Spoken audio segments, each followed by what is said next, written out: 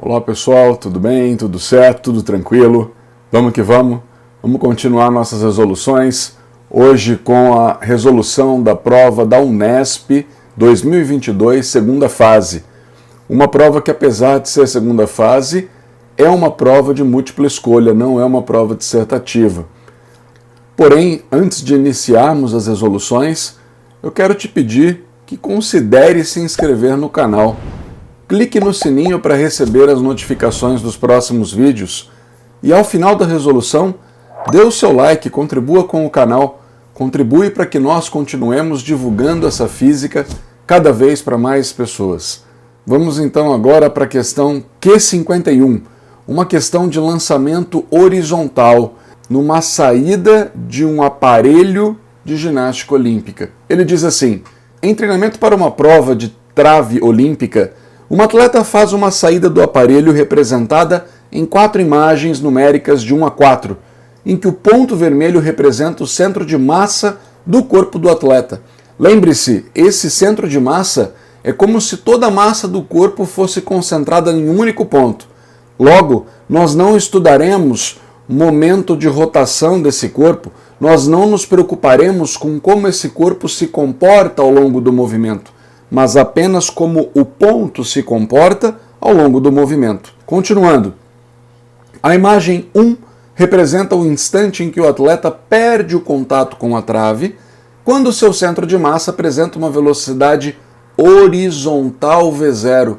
Grifa que a velocidade horizontal, temos aí um lançamento horizontal. A imagem 4 representa o instante em que ele toca o solo. Ele deu algumas unidades para a gente dentro do desenho. Perceba que o centro de massa parte de 1,80 m e ele atinge 2 metros quando ainda está a 1 metro do solo. Ele nos pergunta: considerando que neste movimento somente a força-peso atua sobre o atleta e que a gravidade vale 10, qual é o valor de V0? Meus amores, preste atenção. Se você só tem a força-peso atuando sobre o corpo, ela é a resultante. Logo, a resultante é a força-peso, logo a aceleração é a gravidade. É a única força geradora de aceleração nesse sistema. Ele desconsidera a força de atrito com o ar. Logo, lançamento horizontal. Vem com o tio, por favor. A situação descrita, então, refere-se a um ponto a 1,80 m do solo, onde o corpo é lançado com velocidade inicial V0 e ele desce em lançamento horizontal. Desce por conta da gravidade, atuando na vertical, acelerando esse movimento. E vai para frente na horizontal por conta do movimento inicialmente dado a ele pela velocidade V0. A pergunta é qual o valor de V0. Nós aqui faremos o seguinte: como combinado, nós trataremos o movimento em 2 eixos, de forma separada, o eixo X e o eixo Y. Então gostaria que vocês entendessem o seguinte, vem com o tio, por favor. Sobre o eixo Y, atua a aceleração da gravidade. Logo, nós teremos um movimento uniformemente variado. Porque tem aceleração, né, professor? Exatamente. Já no eixo X, não há força alguma atuando, logo não há aceleração. Logo, esta velocidade não sofrerá alteração de seu módulo. Nós teremos aí um movimento uniforme. E como combinado também, o sentido inicial do movimento sempre adotaremos como positivo. Não há como errar. Se inicialmente ele vai para a direita, tudo que apontar para a direita será positivo. Se inicialmente ele desce, tudo que apontar para baixo também será positivo. Está aqui a nossa convenção de sinais para que o examinador entenda o que estamos fazendo. Então fazemos o seguinte: eixo Y. Professor, no eixo Y nós temos isso, acabamos de discutir, um movimento uniformemente variado. Eu já conheço o espaço que ele vai descer. Vou relacionar com o tempo de descida, usando a equação do move em relação ao espaço e o tempo. Ah, entendi, professor. A equação temporal espaço-tempo, né? Isso. Vulgarmente conhecida como equação do sorvetão, certo, professor? Exato, essa mesmo. Aí, ó, tá aqui. S é igual a S0 V0t mais AT² sobre 2.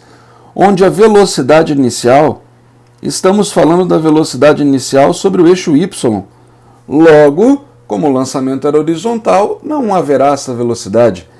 O S0 eu vou passar para o primeiro termo.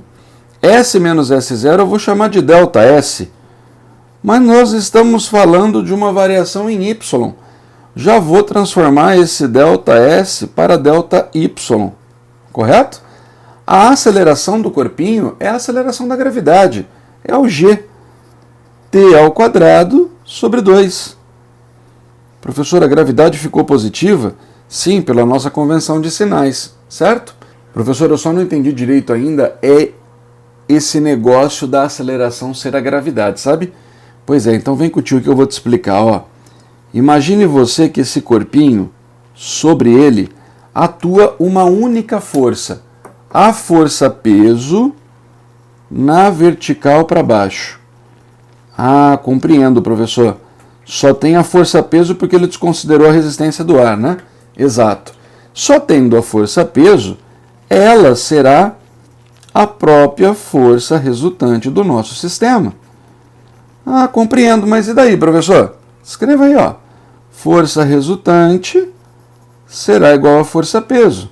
A resultante é o produto da massa vezes a aceleração, segundo a lei de Newton, e a força-peso é o produto da massa vezes a gravidade. Ah, compreendo, professor. Dá para cancelar a massa nos dois termos, né? Exato. Nos ficando, então, que a aceleração deste corpinho será igual ao vetor aceleração da gravidade.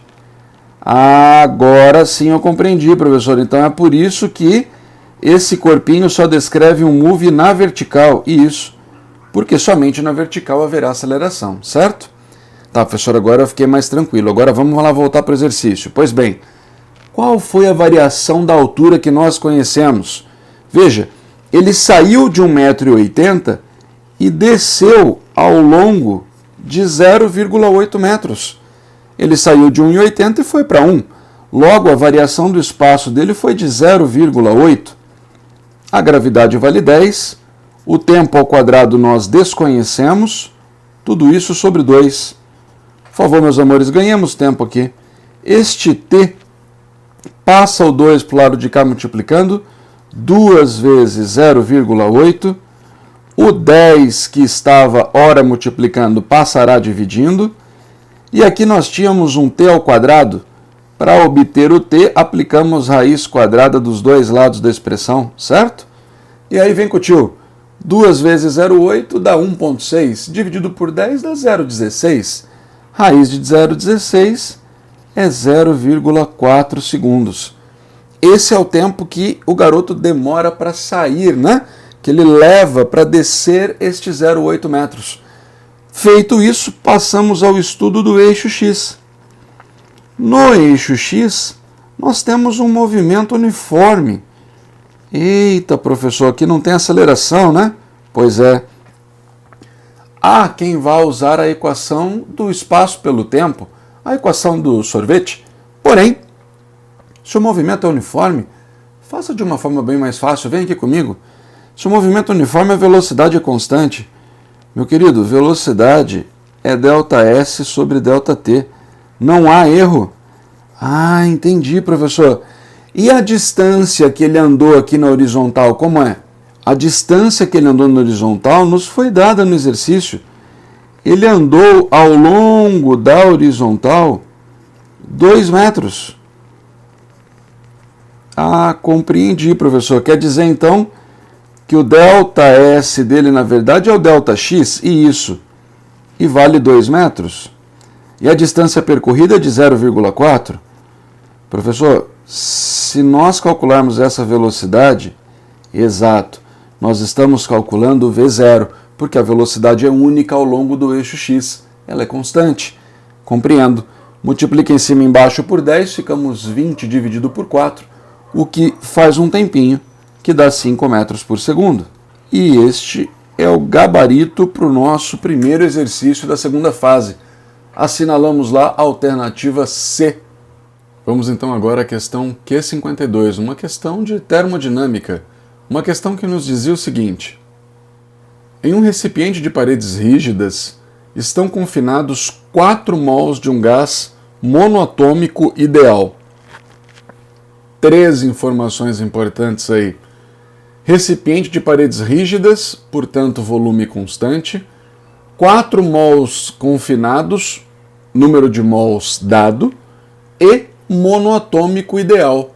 Então ele nos diz que as equações dos gases ideais podem ser utilizadas. Ele continua: ao absorver determinada quantidade de calor, sofre uma transformação isovolumétrica. Grifa isovolumétrica, olha lá o que o tio disse, volume era constante, entre 2 estados 1 e 2 representados pelo diagrama PV.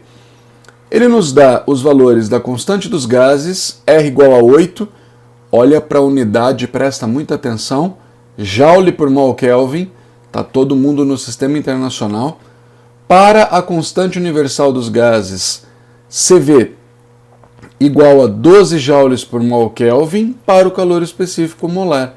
Então ele deu a constante universal dos gases e ele te deu também o calor específico molar deste gás a volume constante.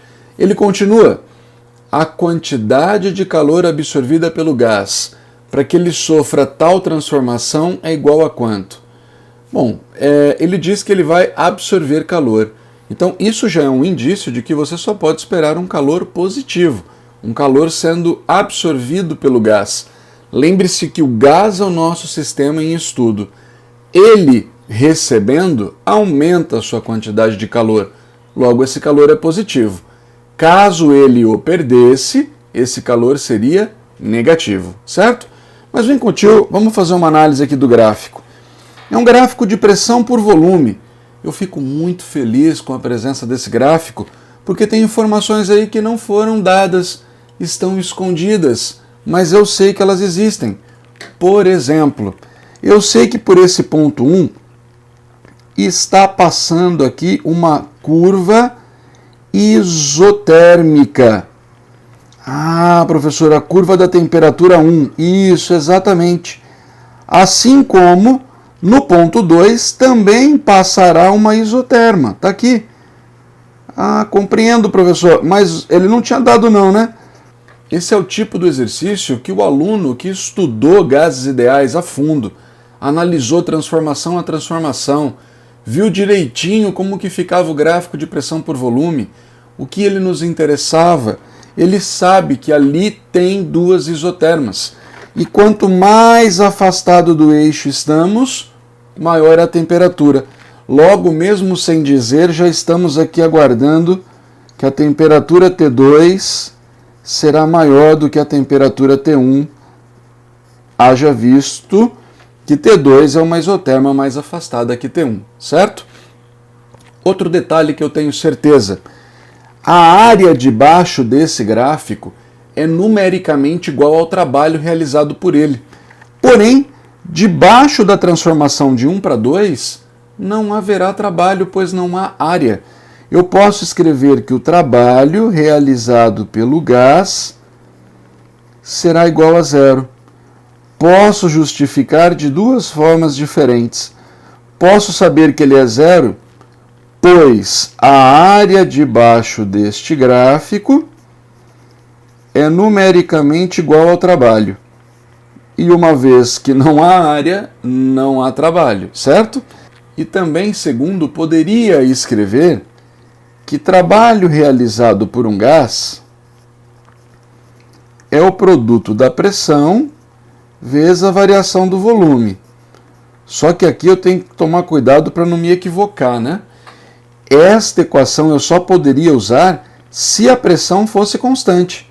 Ah, professor, mas ela não é, ela varia, né? Então, de qualquer forma, esta equação eu já não poderia usar, pois a pressão não é constante. Porém, eu poderia calcular através da área, mas não há área debaixo do gráfico, logo não há trabalho. Ah, entendi, professor. E onde tu quer chegar? Eu quero chegar ao seguinte fato. Vem comigo aqui. Sempre que eu tenho um gás ou um sistema termodinâmico em estudo, eu gosto muito que o aluno se lembre da seguinte situação.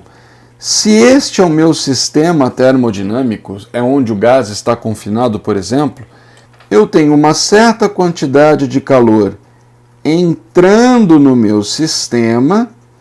Ao mesmo tempo, eu tenho uma variação de energia interna e a realização de um trabalho. Professor, como que eu posso imaginar isso aqui para ficar bem mais fácil para mim? Eu gosto de usar o seguinte exemplo, meus amores. Pensa numa locomotiva, um dos mais belos sistemas termodinâmicos que existe, um dos melhores exemplos que tem. Quando uma locomotiva opera, eu preciso fornecer calor para que a água que está contida dentro daquela grande caldeira se aqueça. Ao se aquecer, ela variará uma série de energias. Energia potencial química, energia potencial gravitacional, energia cinética, energia interna. Ah, entendi, professor. Eu terei uma variação de energia interna. Exato. A introdução de calor faz com que a variação da energia interna aumente.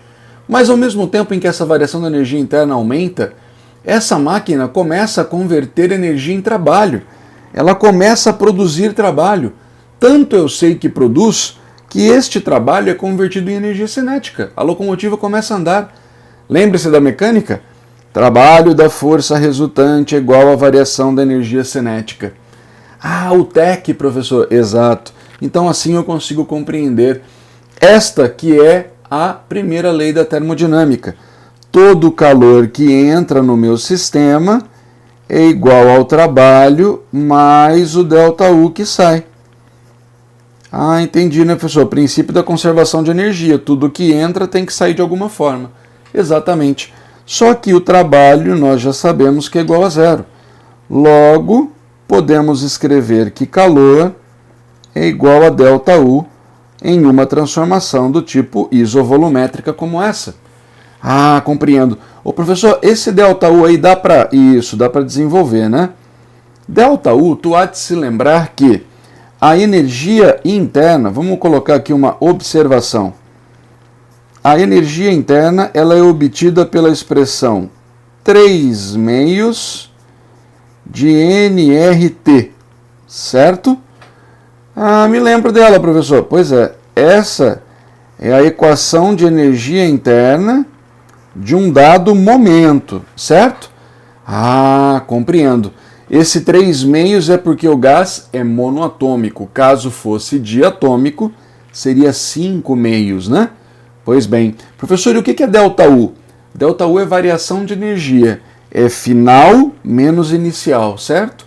Se eu fizer final, copiando esta equação, menos inicial, copiando esta equação de novo, tu há de concordar comigo que eu posso colocar o 3 meios de NR em evidência, e aí ficaríamos temperatura final menos temperatura inicial. Está aqui, T2 menos T1, o que nada mais é do que um ΔT, certo? Mas aí vem comigo um pouquinho, vamos dar uma melhorada nessa expressão? Ficamos 3 meios NR ΔT. Professor, esse NR ΔT eu já ouvi em algum lugar. É, você já ouviu. Você já ouviu a expressão PV é igual a nRT, a equação de Clapeyron dos gases ideais, né? A equação geral dos gases. Ah, entendi, professor. Nós podemos usá-la com uma pequena melhoria. Se uma pressão e um volume caracteriza junto à temperatura o estado de um gás, ao variar a pressão ou o volume desse gás, automaticamente eu também posso variar a temperatura desse gás. Então notemos que, em o volume sendo constante, ao se variar a pressão, também se varia a temperatura. Quer dizer então que eu poderia escrever assim? No lugar de 3 meios nRT2, eu poderia colocar o 3 meios em evidência. O nRT eu posso colocar P vezes V. Isso, muito bem. Nós estamos trocando o nRT por PV. Menos o nRT1, eu vou colocar P1V1. Ah, entendi, professor. Quantidade de calor é igual 3/6 de pressão final, 6 vezes 10 à quinta. Presta atenção nas unidades do eixo sempre, hein? Vezes o volume V. O volume é 20 vezes 10 a menos 3. Menos a pressão 1, que é 2 vezes 10 à quinta, vezes o volume, que é 20 vezes 10 a menos 3.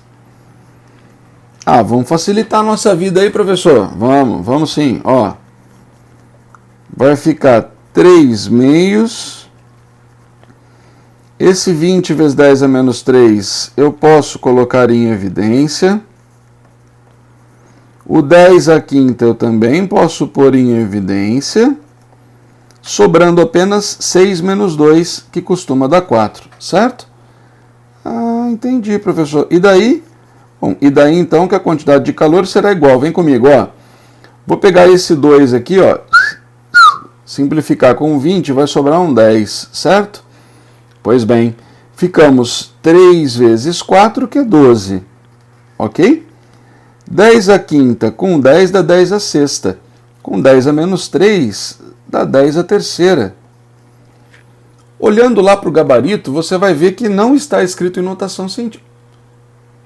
Olhando lá para o gabarito, você vai ver que não está escrito em notação científica. Então, esse 12 vezes 10 ao cubo equivale, na verdade, a 12.000. Como todo mundo estava no sistema internacional, a unidade é dada em joules. Professor, mas eu teria uma forma diferente de pensar. Se está adicionando calor e varia a temperatura, esse calor é um calor do tipo sensível. Eu posso escrever que macete, mc ΔT.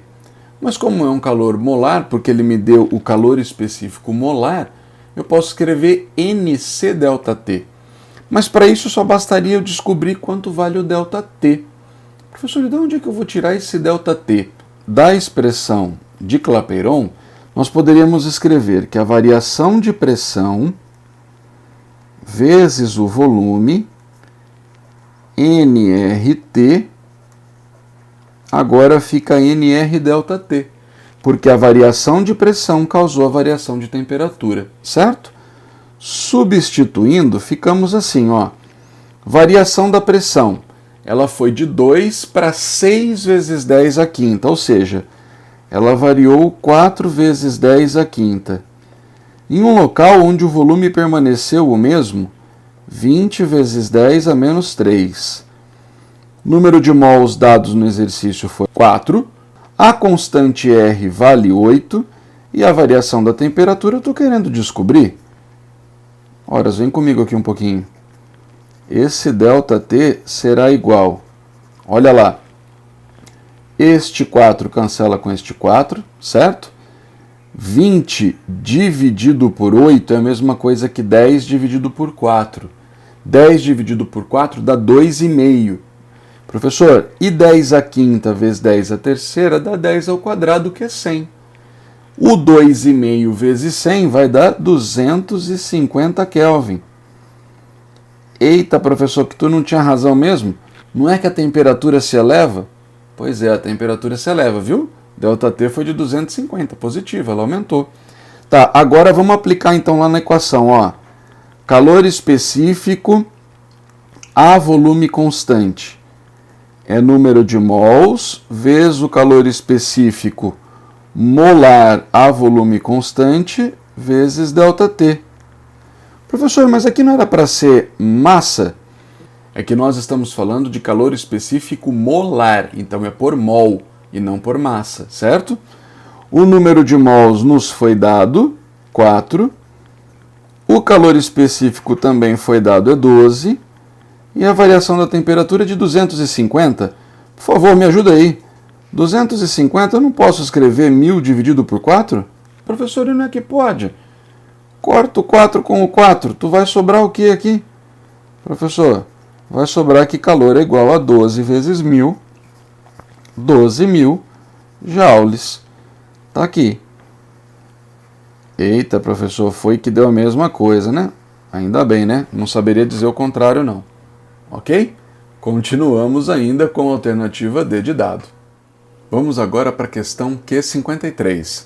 Terceira questão, uma questão de ótica. Diz assim: a figura representa um raio de luz monocromática propagando-se pelo ar, índice igual a 1, incidindo na superfície de um bloco feito de material homogêneo e transparente, com um ângulo de incidência de 60 graus e refratando-se com um ângulo de refração R.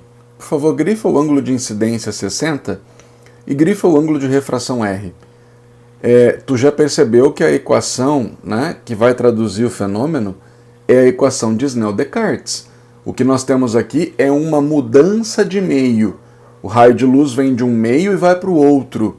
Ao mudar de meio, ele muda de velocidade, porque mudará a dificuldade que esse meio oferece à propagação do raio de luz. Mudará o seu índice de refração. A velocidade mudou, é porque mudou de meio. Mudou de meio é refração. Lei de Snell-Descartes. NA seno I é igual a NB seno R. Qual é o grande detalhe? Eu sei um índice e eu sei um ângulo. Eu não sei o outro índice e eu não sei o outro ângulo por enquanto. Continuemos. Sabendo que o ângulo limite de incidência para a refração desse bloco para o ar é de 30 graus, e considerando os valores indicados na tabela, qual é o valor de R para aquele tal ângulo de incidência no ar quando era 60? Professor, qual é a desse exercício? A ideia é trabalhar refração e ângulo limite numa mesma situação. Só vamos lembrar o seguinte, vem comigo por favor. Quando nós falamos de situação de ângulo limite, nós estamos falando numa situação que exigirá duas imposições. A primeira imposição exigirá que o raio de luz propague-se do meio mais refringente para o meio menos refringente. Ah, entendi, professor. Essa é a primeira imposição. Exato. Essa é a primeira imposição. A luz tem que ir do meio mais para o meio menos refringente. E segundo, eu preciso que o ângulo de incidência seja maior do que o ângulo limite. Ah, compreendi, professor. Isso é para ter o quê? Isso aqui é para ter uma reflexão total. Caracoles, professor. Para ter a reflexão total, eu preciso de tudo isso que está acontecendo? Aham. Pois é, né? Mas ele nem está falando da reflexão total, não. Ele está falando só do ângulo limite. Professor, e o que é esse tal desse ângulo limite? O ângulo limite é quando o ângulo de incidência é igual ao limite, porém, o de refração vale 90 graus.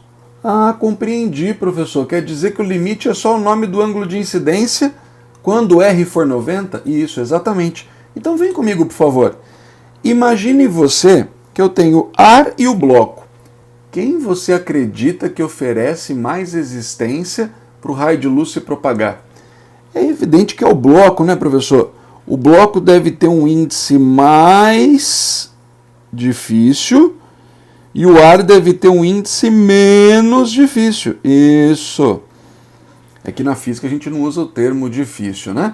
A gente usa o termo refringente. O bloco é mais refringente do que o ar, que é menos refringente. Então imagine você que se eu incidir um raio de luz aqui. Ah, professor, você inverteu? Eu inverti porque eu estou indo do mais para o menos, certo? Esse raio de luz, ele mudaria de um meio para o outro e continuaria sua trajetória retilínea. Ah, professor, eu bem entendi aqui que você desenhou um tracejado que não tinha antes, né? Se não mudasse de meio, a propagação seria uma propagação retilínea. Mas mudou de meio. Então, ao mudar de meio, sofrerá desvio do meio mais para o meio menos difícil. Se é menos difícil, ele ganha velocidade. E ao ganhar velocidade, ele se afasta da normal. Ah, entendi, professor. Ele se afasta, né? Isso, ó. Isso nessa situação. chegará um momento em que o raio tomará a seguinte configuração, esta. Ah, o ângulo aumentou, professor. Isso. Só que se esse ângulo aumenta, esse cara tem que aumentar também, porque ele vai ficar cada vez mais distante. Ah, compreendi. Só que ele vai se afastar tanto que chegará um momento em que ele sairá por sobre a superfície. Eita, professor, mas nesse momento aqui está valendo o ângulo de 90 graus. Exato, é aquilo que eu estava te contando, né? Na situação do ângulo limite, bom, não nos esqueçamos, estamos falando aqui de refração. Em sendo uma refração, a lei de Snell-Descartes tem que ser obedecida. NA seno de I é igual a NB vezes seno de R. Essa equação nós usaremos em qualquer situação de refração. No entanto, para o ângulo limite, nós escreveremos assim, ó. Para a situação do ângulo limite, essa equação pode ser reescrita assim. NA é onde está a incidência. A incidência está no meio mais. Então, ó, N mais vezes o seno de incidência, que nesse momento perde a codificação incidência e passará a se chamar ângulo limite, igual ao NB vezes seno de R. NB é para onde ele passou para o ar, que é o meio menos, vezes o seno R, que é o seno de 90. Professor, mas seno de 90 faz tempo que dá 1, né? Exato. Então, olha o que eu posso escrever. O seno do ângulo limite será igual ao N menos dividido pelo N mais. Eita, professor, que tem gente que fica decorando, né? Precisa não. É a lei de Snell-Descartes, é só você lembrar da teoria e aplicá-la, ok? Vem comigo então. O seno do ângulo limite, segundo o texto, era o seno de 30 graus para o bloco, correto? O N menos é o N do ar, que vale 1, dividido pelo N mais, que é o N do bloco. Professor, então o N do bloco, se a gente fizer um bem bolado aí, isso, ó, o 1 continua aqui, certo? O N do bloco passou multiplicando e o seno de 30 passará dividindo? Professor, mas seno de 30 faz tempo que dá meio, né? Isso. E aí na divisão de frações a gente mantém a de cima, multiplica pelo inverso da de baixo, né? Dá um duplo twist carpado, não é isso?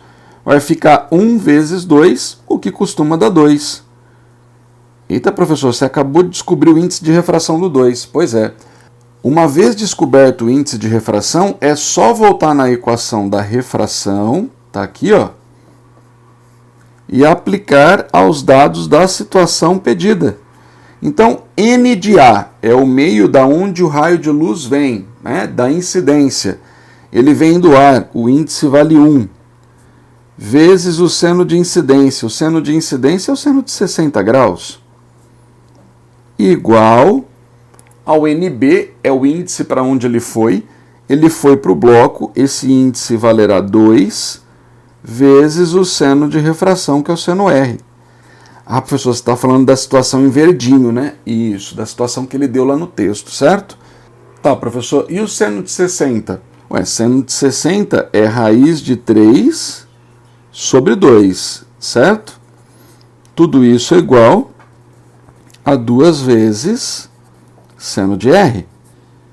Portanto, o seno do ângulo R, vem com o tio, o 2 está multiplicando, passa dividindo, 2 vezes 2 costuma dar 4. Chegamos que o seno de R deu raiz de 3 sobre 4. Professor, mas raiz de 3 sobre 4 vai na tabela. A tabela está dizendo que raiz de 3 sobre 4 corresponde ao ângulo de 25,6. Logo, assinalamos a alternativa A como gabarito para esse exercício. Chegamos então agora à questão 54, uma questão sobre ondulatória. Ele diz que duas pessoas estão paradas de frente à mesma distância de uma parede vertical, segurando, cada uma, a extremidade de uma corda elástica, que tem a outra extremidade fixa na parede, na posição horizontal e em repouso. Simultaneamente, essas pessoas começam a fazer essas cordas oscilarem e, em um mesmo intervalo de tempo, grifa isso, por favor, As duas cordas assumem as configurações mostradas na figura 1 e 2. Olhando para as figuras, você já percebe que o número de ondas formadas são diferentes. Sendo V1 e V2 as velocidades de propagação das ondas nas cordas, ele quer saber qual é a relação entre V2 e V1. Para um pouquinho, vem aqui comigo, vamos recordar algumas coisas. Ele nos deu essas duas formações de ondas que ocorrem no mesmo intervalo de tempo. Bom, por se tratar de ondas, eu gostaria de lembrar com vocês duas equações que traduzem o fenômeno da ondulatória. A primeira é a equação da frequência. Frequência, número de repetições, número de oscilações, número de voltas, número de ondas por intervalo de tempo, certo? Professor, essa equação é bastante importante, onde o intervalo de tempo é dado em segundos e a frequência é dada em Hz. Só pensando nessa equação eu já poderia imaginar o seguinte, veja, vem comigo. Professor, mas o que é uma onda? Lembre-se que uma onda é uma repetição, certo? Então, partindo deste ponto, eu tenho um fuso para cima, eu tenho um fuso para baixo. Na sequência, eu começaria a ter outro fuso para cima. Então, isto corresponde à formação de uma onda. 2 fusos é uma onda, porque o terceiro já começa a repetir a imagem novamente. Então, eu poderia imaginar aqui o seguinte, ó. Eu tenho 1, 2, 3, 4, 5. Eu tenho 5 metades de onda, certo? Ah, compreendo, professor. 5 metades de onda, isso. Então eu posso dizer que o L, na situação 1, o L corresponde a 5 metades do comprimento de onda 1, certo? Logo, eu tenho aqui na minha figura que o comprimento de onda é 2/5 de L. Já na onda 2, vem com o tio, isto é um fuso, isto é outro fuso.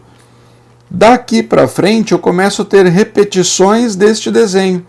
Eu começo a ter ondas se repetindo mais uma vez. Veja, 1, 2, 3, 4, 5, 6, 7, 8. São 8 metades, são 8 fusos. Então, o L são 8 metades do comprimento de onda. Logo, o comprimento de onda 2 será igual a, simplificou, né? 8 por 2 vai dar 4. Esse 4 vai passar dividindo, ficamos L sobre 4. Ah, entendi, professor. Então, analisando a equação da frequência, eu posso dizer que a frequência 1, ela é de 1, 2 e meia. São 2 ondas e meia, certo? Neste respectivo intervalo de tempo. Exato. E a frequência 2, eu tenho 1, 2, 3, 4 ondas. São 4 ondas neste intervalo de tempo. Pronto, entendi.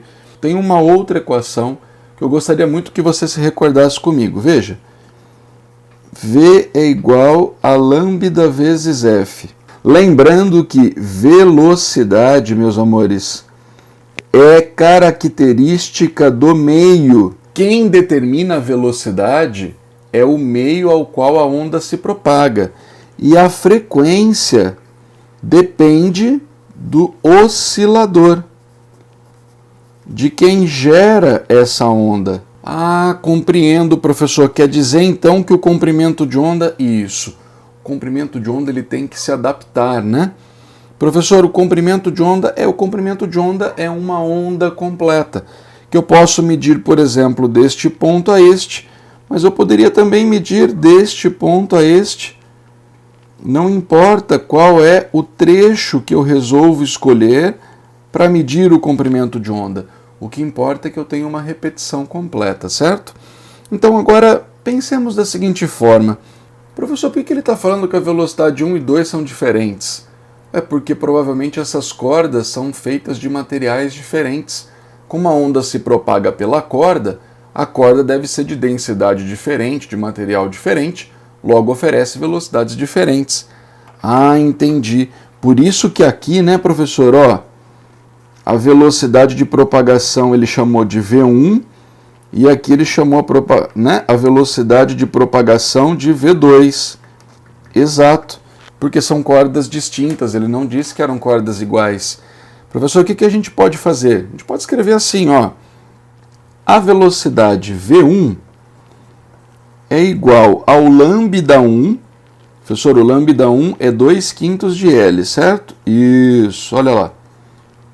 Vezes a frequência 1. A frequência 1 é 2,5 dividido por ΔT, certo? Vem comigo. 2 vezes 2,5 vai dar 5. 5 simplifica com 5, nós ficamos L dividido por ΔT. A velocidade V2 a gente calcula assim, ó. V2 é igual ao lambda 2, que é L sobre 4, vezes a frequência 2, que é 4 sobre ΔT. Ah, entendi, professor, mas peraí. Se eu cortar o 4 com 4, vai ficar L sobre ΔT. Eita, mas aí deu a mesma coisa. Pois é. Que conclusão chegamos, professor? Chegamos que V1 é igual a V2. Ah, compreendi, professor, mas e aquela história da corda ser diferente? Pois é. Ele quis te induzir a ideia de que as cordas eram diferentes porque existiam velocidades diferentes. No entanto, nós chegamos à expressão de que V1 é igual a V2. Ou seja, o meio onde a onda se propaga é o mesmo, tem as mesmas características. Logo, estamos falando de cordas idênticas. Ele não perguntava, ele só perguntava qual a razão entre as velocidades. V1 é igual a V2, obtemos lá na alternativa A do exercício. Muito bem, pessoal, chegamos à última questão. Questão 55, uma questão sobre magnetismo. Mais especificamente sobre indução magnética. Lei de Lenz e lei de Faraday. Ele traz assim pra gente, veja. O microfone é um dispositivo capaz de converter ondas sonoras em sinais elétricos, transmitindo informações para um alto-falante ou um gravador. Ele é constituído por uma membrana oscilante, uma bobina e um ímã.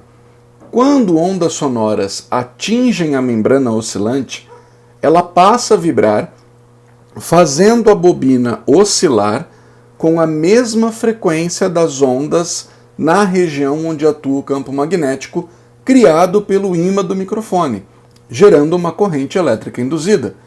Essa corrente é produzida devido ao fato de que a vibração da bobina... Eita, professor, e agora? Pois é, vamos lá. Você tem uma membrana vibrando que faz com que a bobina vibre e, consequentemente, surge ali uma corrente elétrica. Mas, professor, como é que isso vira uma corrente elétrica? Vem com o tio, por favor, vamos um pouquinho para a teoria. Nós estamos falando sobre indução magnética. Estamos falando sobre lei de Lenz e lei de Faraday, né? Professor, essa lei de Lenz, ela vai falar sobre o sentido da corrente elétrica induzida. E Faraday vai estabelecer a relação entre a variação do fluxo magnético com a força eletromotriz induzida na espira, ou na bobina, ou no solenoide, certo? Então, a título de exemplo, vem comigo. O tio desenhou aqui um ímã, uma espira que por hora é fixa e não tem nenhuma corrente passando por ela, ok? Venha comigo, por favor. Eu posso imaginar um campo magnético. Esse ímã, né, professor? Ele cria um campo magnético à sua volta, certo? Exato. Olha aqui, ó. Esse é o campo magnético que está sendo criado pelo ímã. Esse campo, ele sai do norte e vai para o sul. Ele sai do norte e entra no sul. Esse é o campo magnético, certo? Só que se eu for pensar dessa forma, professor, pensa assim comigo, ó. Existe um campo que está saindo aqui do norte, ó, e ele atravessará essa espira. Pois é, tu tem razão, ó, tá vendo? Existem algumas linhas de campo que estarão passando por dentro da espira. Ah, compreendo, professor. Nesse momento aí, do jeito que o senhor desenhou, só teriam 3, né? Exatamente. Só que você concorda comigo, então, que lá no centro da espira eu poderia desenhar algo assim.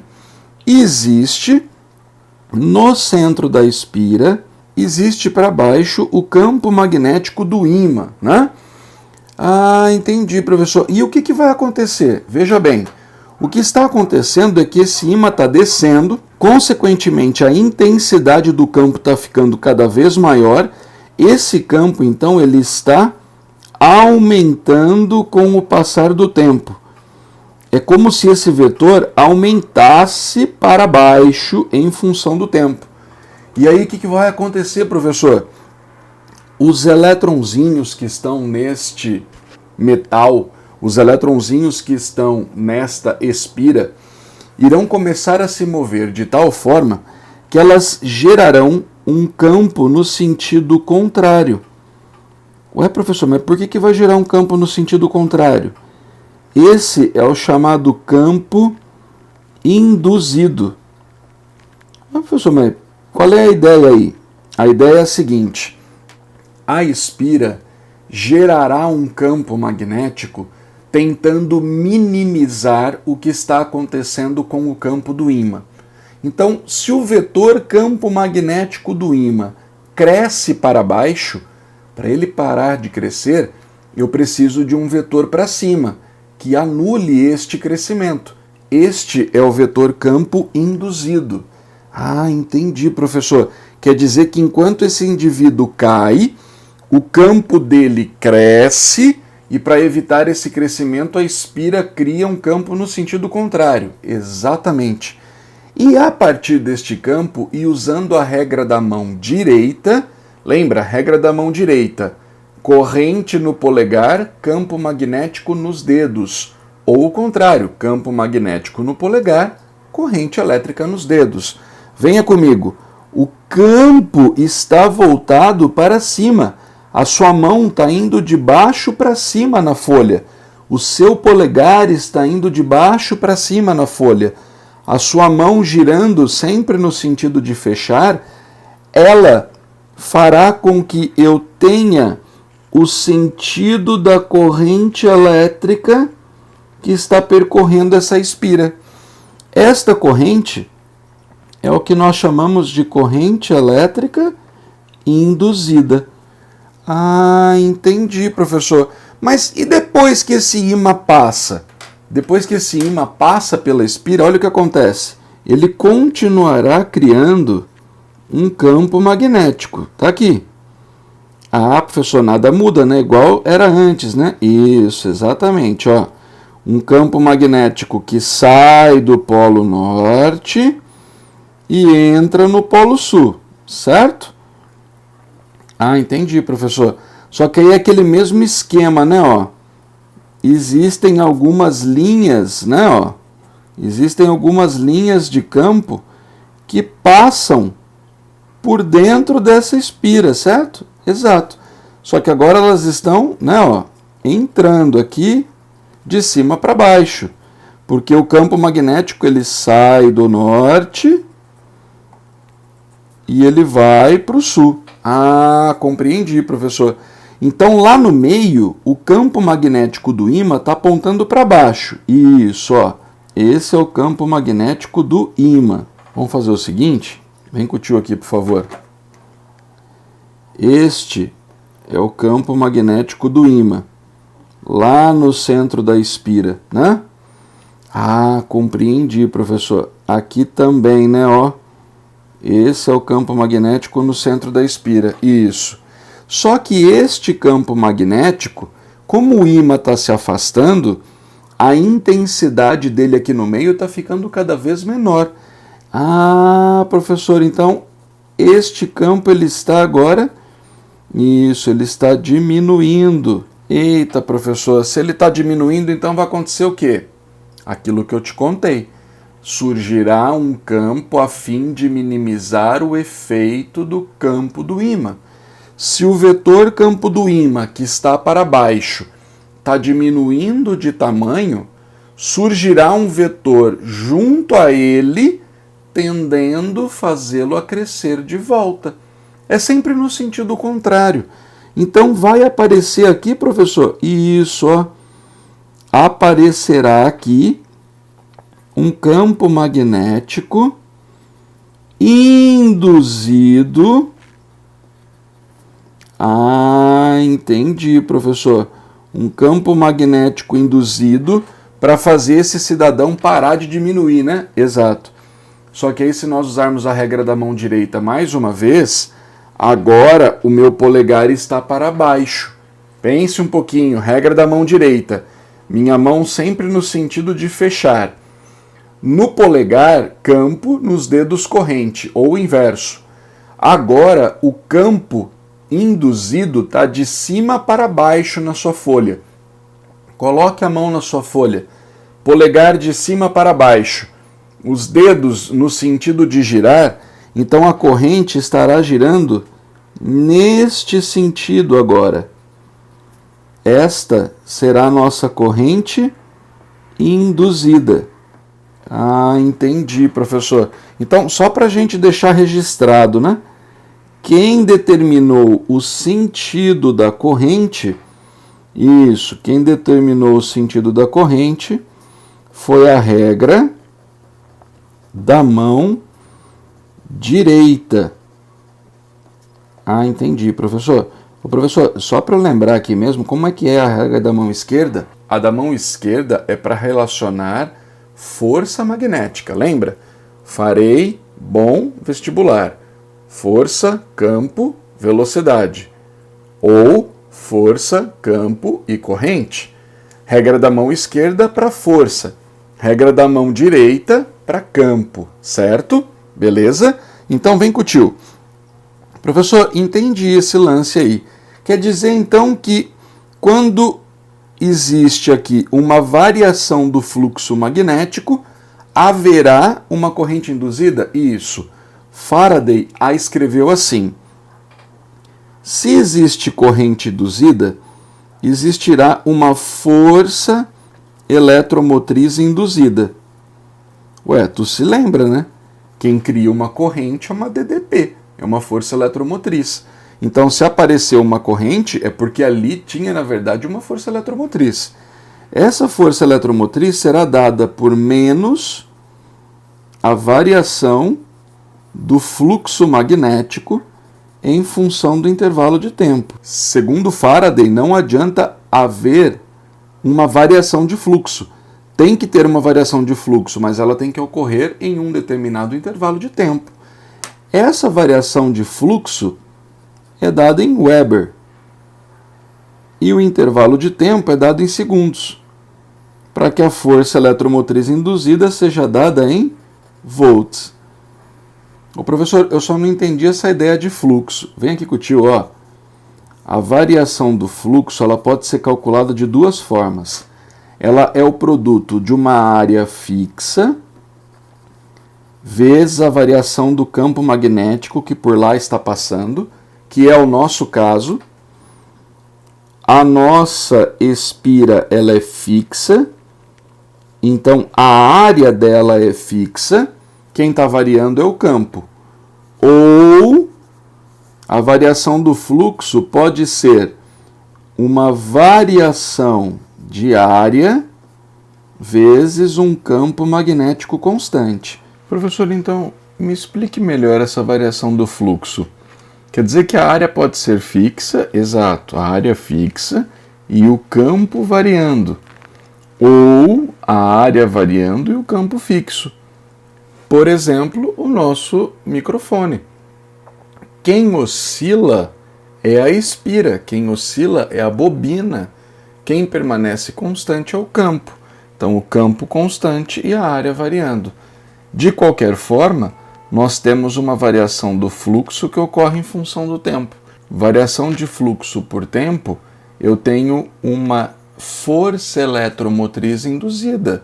Se você pensar na equação da elétrica, U é igual a R vezes I, nós podemos reescrevê-la como sendo força eletromotriz induzida sob uma determinada resistência gerará uma corrente induzida. Ah, compreendo. Então, a força eletromotriz induzida que foi gerada pela variação de fluxo por tempo, ou fluxo magnético por tempo, gerou uma corrente elétrica induzida. Exatamente.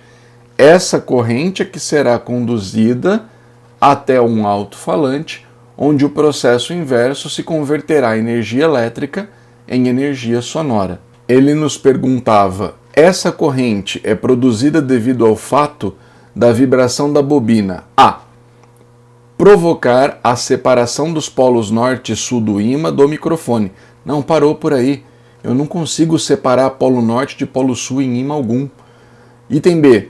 Provocar uma variação do fluxo magnético através dela, gerando uma tensão elétrica e, consequentemente, uma corrente elétrica. Perfeito, tudo o que nós acabamos de ver na teoria. Alternativa B de bola ao gabarito para esse exercício. Finalizamos assim a resolução comentada das questões da Unesp, segunda fase 2022. Agradeço tua atenção e carinho, tua companhia. Dê seu like se gostou da resolução, compartilha com os amigos, divulgue esse canal para aqueles que precisam. Grande abraço e até a próxima!